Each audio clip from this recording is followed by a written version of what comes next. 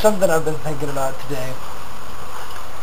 When rhetoric started being taught, rhetoric being the art of speaking and speaking well, the art of representing yourself verbally and non-verbally, making the verbals and the non-verbals match up. It was really invented in, well, not invented, but first taught in ancient Greece around 550 AD. People like Gorgias started teaching it because at the time the legal system was such that you were guilty until proven innocent and you didn't get a lawyer. So if you were charged of a crime, you had to know how to represent yourself in court and how to argue your side of the case. And as rhetoric kept being taught, a massive debate broke out among scholars. And the debate was simply this: what is truth? Is truth an absolute? Is truth something that can be proven beyond a shadow of doubt? Or is truth subjective? Is truth different depending on how you look at it? Is my truth different than your truth? And the debate raged on because according to the thoughts of Gorgias,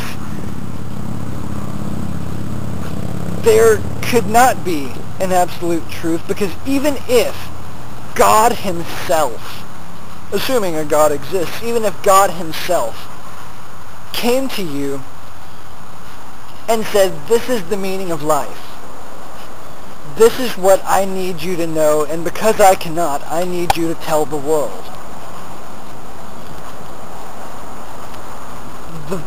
By Gorgias' thinking, the very moment you tell it to somebody else, it is no longer the words of God. It is no longer the thoughts of God. It is the thoughts of God as you portray them. They're the words of God filtered through your understanding, your perception, your beliefs. And that makes it your truth. This came under great opposition by people like Sophocles, who believed that these people were just twisting words so that they could make anything truth if they want it to be. Because by stating that there is no definable truth, that means that there is no use looking for the truth. Sophocles believed that there was one absolute truth, and it was only a matter of asking the right questions to get the right answers.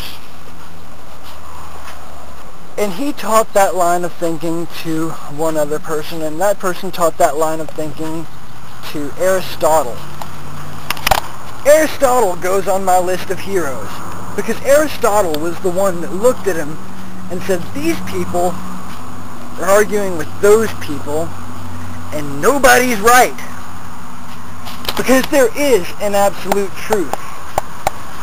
I'm not saying that there is a God, there isn't a God, but there is an absolute truth.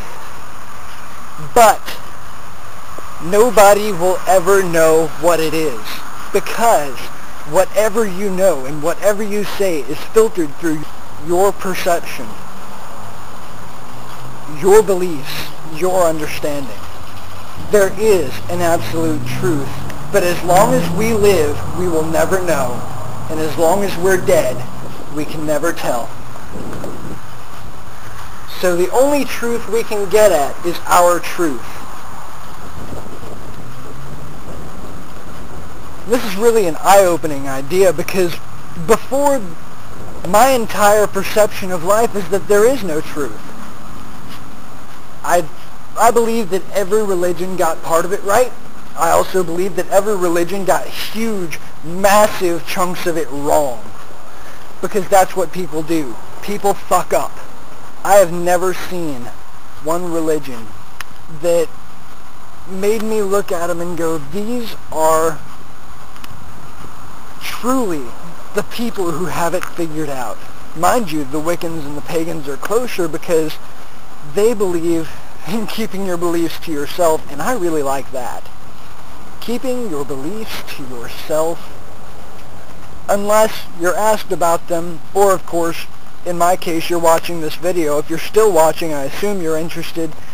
If you're not, fuck off. Change the channel, watch something else, watch something you are interested in. I don't really care. But that is my great revelation for the day. Not that there is no truth, but that we will never understand the truth because we are human.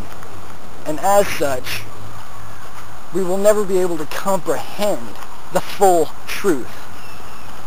We may get snippets of the truth, but our understanding limits us.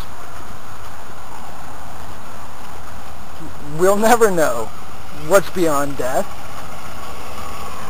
And I kind of like that. It's a surprise.